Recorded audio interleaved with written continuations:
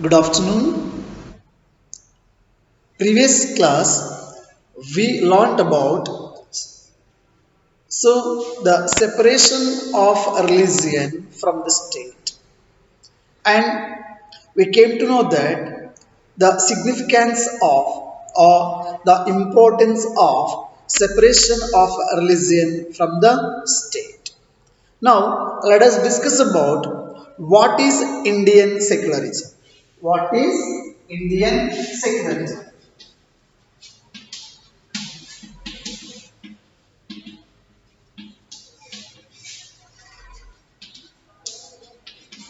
What is Indian secularism? So already we came to know that the meaning of secularism. That means all religious people are having the equal status in that respective state. Okay. See here, the Indian Constitution mandates that the Indian state be secular. It is very clear that. So, according to the Constitution of India and our Constitution mandates, the Indian state be secular. So, our country, it is one of the secular country. See, according to the constitution, only a secular state can realize its objectives to ensure some of these following. So, let us see what are those things. So, which are the different objectives ensured by the constitution of our country about secularism. See, the first thing that one religious community does not dominate another according to Indian secularism. So, one religious community does not dominate any other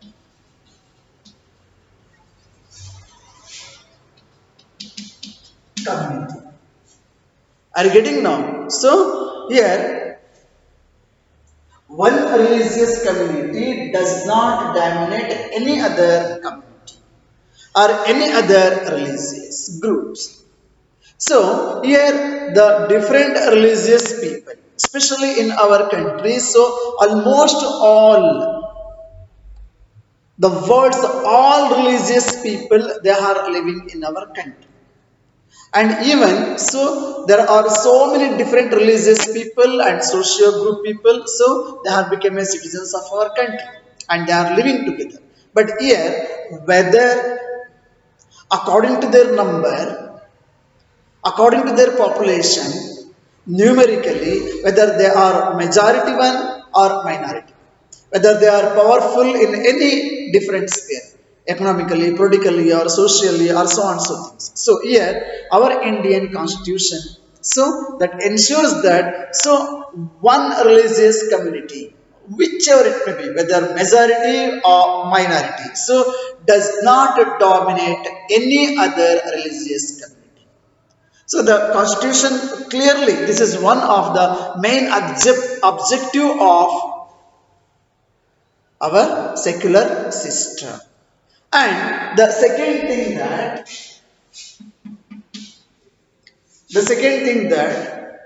some members do not dominate other members of the same religious community. Some members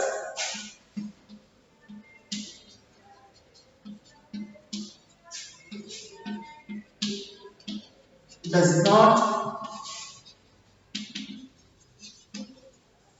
some members does not or even we can write like this also do not dominate other members of dominate other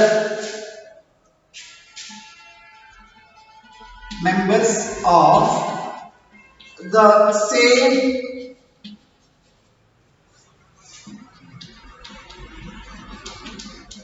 religious community. Are you getting now? See here, sometimes what happened within the same religion, within the same religion, so the members of that respective religion say they are not allowed to dominate, or some members do not dominate other members of the same religion. So this is not only in this case the one religious community does not dominate any other community, so it is completely okay. And the same thing is applicable in the same religious members also. So some of the members, those who are dominant in the within the same religion, so they are not allowed to dominate the same religious community. So here, whether they are poor, they are rich, whether they are mentally, physically strong, weak, or so on so things. Okay, so they are not allowed to dominate in the same religious community also. And the third point, that is about the state does not enforce any particular religion nor take away the religious freedom of individuals. Here, the state it is not going to enforce any particular religion or even take away the religious freedom of individuals. It's very clear. So, the state does not.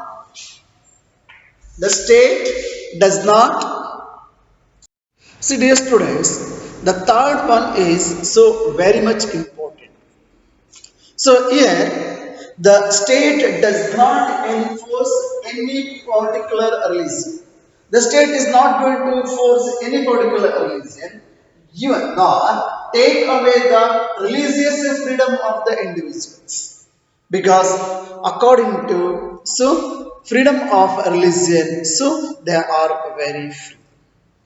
So you all of you knows that even if you would like to convert into any other religion also, or if they would like to practice the respective religious rituals and practices also.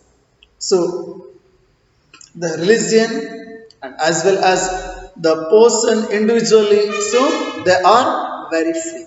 So that state is not going to force any religion also and not so take away the religious freedom of the individuals also. So it is very clear. See, the Indian state works in various ways to prevent the above domination.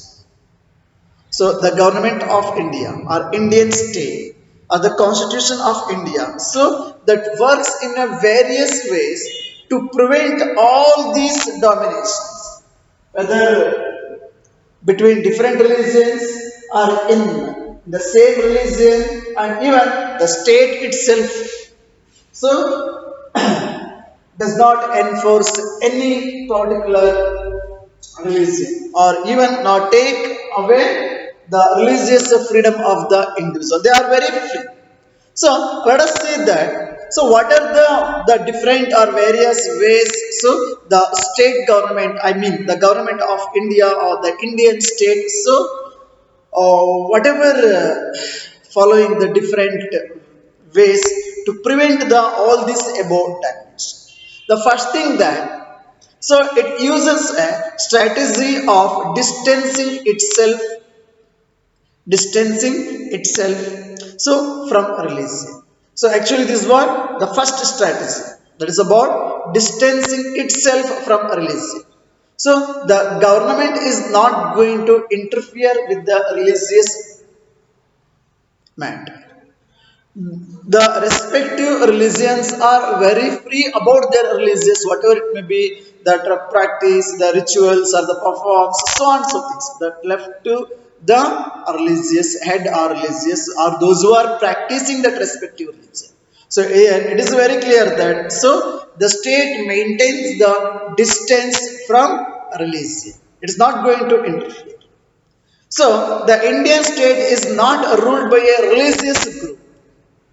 That is also very clear. So the Indian state is not ruled by a religious group. So we all of you knows that. So the government is run by elected representative. So those who are belongs to the different socio-religious community. Those who are belongs to the different socio-religious community. And also, dear students, so support the government of India, it is not support any one religion also. The first thing that, so the Indian state is not ruled by any religious group. And the second thing, so the government of India is not supporting any one religion also. So here all religions and religious people, so they are equal before the law. See, in Indian government, space like law courts, we all of you knows that the system of the maintain the peace, the law and peace in the society. So here in India, so government spaces like law court, even the police stations and government schools and offices. So they're especially not supposed to display or promote any one religion. Whether are you observed, even in courts also, even in government office also, and even in public places also, and even police stations, even the government schools, even the government offices, so wherever you can go, so the state, I mean the government, so they are not going to display any one religion or on behalf of any one religion. And even so in all these places, all these public places, so the government is not going to promote any one religion, particularly any one religion. See, in page number 22, in the second chapter of political science, so there is a story book that is about a government high school. So let us observe and then read the storyboard. So how this is. So just you see that. See, in a government school in a Simapur, there is actually the imaginary one. Just you can. So students wanted to celebrate a religious festival. We knows that it is very common. So the in a school premises or in a school campuses or even anywhere also, so that is not meant for any one religion. So there we can see, so the different religious people, the different social communities people. So here the students, so they want to celebrate a religious festival. They want to celebrate maybe Gauri Ganesha or some other, whether Deepavali or Dasara, something they want to celebrate. So which is a religious festival. So you see that when they were met their teacher, they asked, "Sir, there is a big religious festival in the next month. So we have never celebrated in our school. So can we do it this year?" It is very common. So those who are related to that particular religion, so they may consulted the teacher and then they are requested, "Sir, next month there is a big festival is there, sir. That festival, this festival, X Y Z. So not yet we are celebrated in any year. So can we celebrate this year? Can we celebrate that festival in this year?" See the reply from the teacher. Yeah, yeah. Shall we celebrate? Can you collect the amount, or we are going to give, or myself I am going to give? Yes, we'll plan for that. Make a team, distribute the responsibilities. So the next month, on that day, on that particular day, so we are going to celebrate grand weather festival, because not yet we are celebrated. Whether is it possible to say like that in a government school? Even in private school also we can't. Okay, see, I'm afraid that isn't possible. That is not possible. And what you people are saying, ma? I feel fright. And so the celebration of that is not possible. See, this is a government school. Of course, you know that students. If the educational institutions belongs to one particular community, even though there are different religious people, or I mean the students are there in that school, so even though they used to promote some of the whatever they want, those kind of festivals, so that is also actually restricted, but even though they can celebrate in private institutions. So I think you all of you knows that. So wherever the convent schools are existed in a different part of our country. Convent school means so which are run by Christian missionaries. So especially in a Christian schools, in a Christian school means the establishment of the school done by the Christian missionaries or the church or those who are belongs to that respective religious. But the thing is that they used to apply all those religious conditions on students even though so they belongs to different religions. So like that there are so many schools are there, especially so Christian convents. Christian convents are not meant for only the Christian students, understood? So they are giving admission for everyone, those who are ready to pay whatever it may be the fee of their school, okay. But the thing is that so whatever those students practicing the other some culture, so slowly they are going to remove and then they are going to apply and they are going to mandate also those practices, only Christian prayers, then should not wear bangles, bindi, flowers, so on so things, and dress code. And sometimes by forcefully they used to celebrate, and even so they used to celebrate always the festivals which are very closely related to the only the Christianity. So I'm not blaming Christianity or I'm not blaming any one religion. So the fact I'm explaining, see, in government school whether is it possible to do like that or follow like that, it's not possible. See, this is a government school, no? So we cannot give importance to any one religion, whether more number of the students are belongs to that respective religion or less number of the students, or if suppose if there is a completely only those religious, I mean that particular religion students other than any other religion, even though so we cannot give importance to any one religion. So private schools may do that, of course, but so government schools don't celebrate any religious festivals in the, especially in the school premises. So most religious festivals are public holidays so that we can celebrate in our own houses, or we can celebrate these the religious festivals at our houses or home. We all knows that whether whichever it may be the religious festivals so belongs to the different religious community. So even though some of the importance, some of the festivals, so even those festivals are belongs to the different religious people also, and those festivals on that day so the government used to declare always so as the government holiday. So, so why the government is declaring so even though holiday, so to celebrate in their home at their home houses. So if you read and then so I never thought of it this way. I guess we can always celebrate it outside school. So they are discussing friends like that. So anyhow, we are planning to celebrate in our locality. Of course, you can plan, you can celebrate. So this is what it is. See, the celebration of the religious festivals within the school would have been a violation of the government's policy of treating all religious or all religious people or religions equally. It is actually the violation by government itself. So that's what the government schools are cannot promote any one religion either in any other morning prayers or though religious celebrations.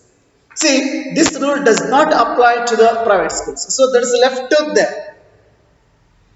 So whatever it may be, the prayer song or all other activities. So in government schools, so through that, so they are not going to promote any one religion. They are, because if they are going to follow the same, it's violation of their own rules only in their. It is a completely mandates by the constitution which should not. All are equal. If suppose if you would like to celebrate, you needs to be celebrated all those religious festivals in your school premises. So that it's not necessary to celebrate. because the most of the days are holidays only, then they can celebrate at their houses or their home.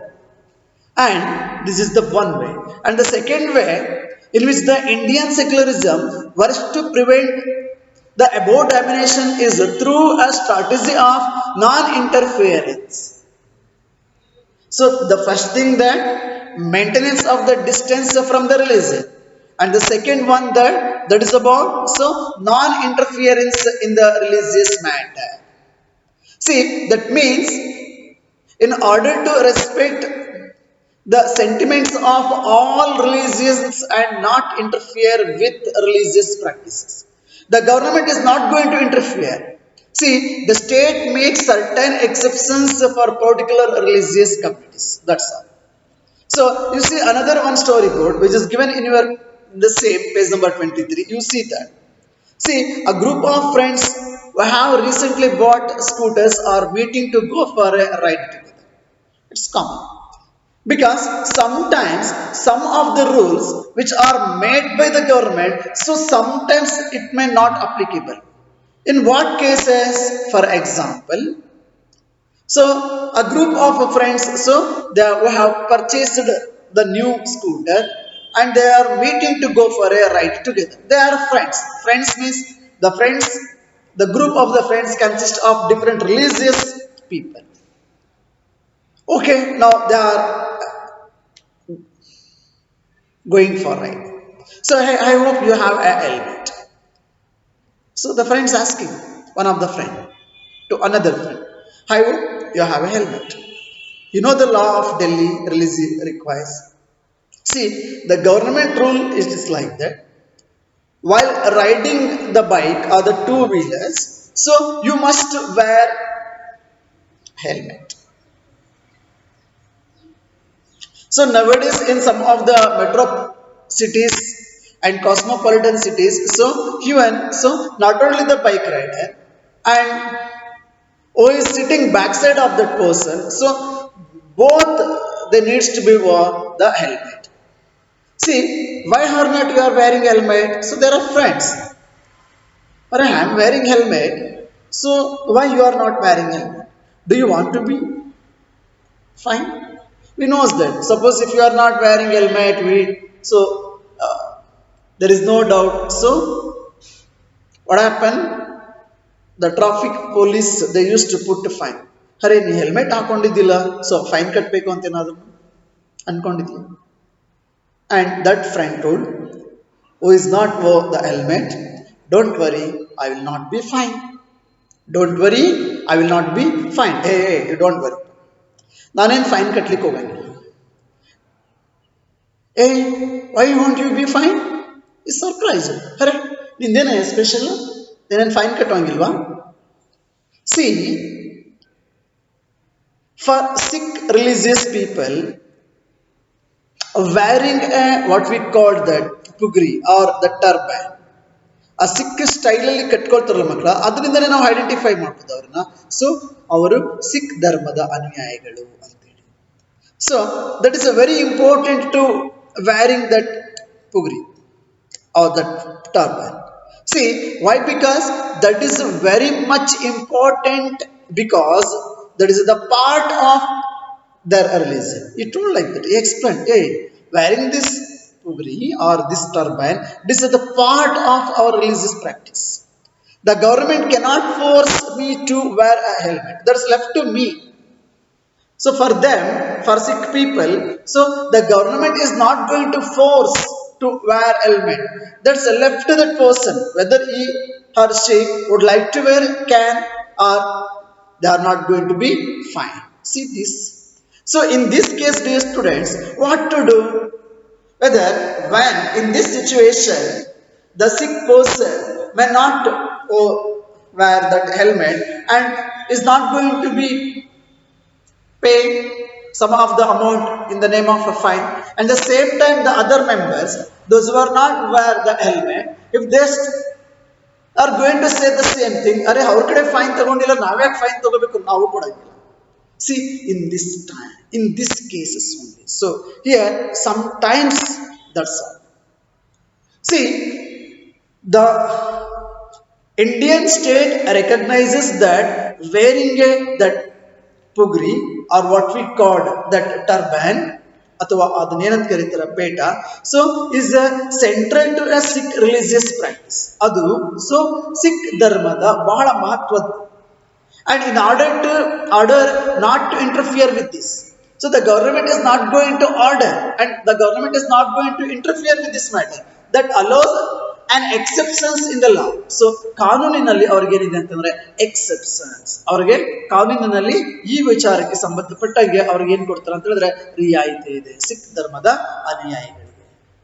And there is another one way in which Indian secularism works to prevent the domination listed in this through a strategy of intervention that we are going to discuss in the next class. Thank you. Have a nice day.